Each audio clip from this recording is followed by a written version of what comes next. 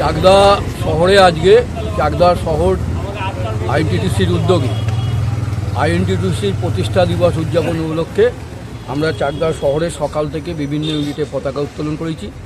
বিকেলে 5টায় bus stand থেকে আমাদের রথতলা হয়ে থানার মোড় হয়ে সিঙ্গেরহাট অব্দি মিছিল ছিল।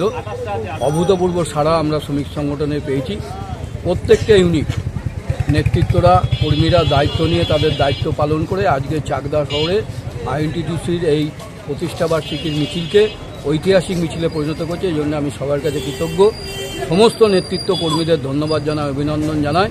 আগামী দিনে আমরা উৎসাহ পেয়েছি যে চাকদা শহর আইএনটিটিউসি যে কোনো কর্মসূচি যে কোনো সময় গ্রহণ করতে পারে। মূলত বার্তাটা কী ছিল আজকের মূলত বার্তা ছিল আমাদের যেহেতু আইএনটিটিউসির উদযাপন আজকে সারা বাংলাতেই ঋতব্রত বন্দ্যোপাধ্যায়ের নেতৃত্বে এই দিনটি পালিত হচ্ছে। নদিয়া জেলায় আমাদের সভাপতি সনোজ চক্রবর্তীর নেতৃত্বে পালিত হয়েছে।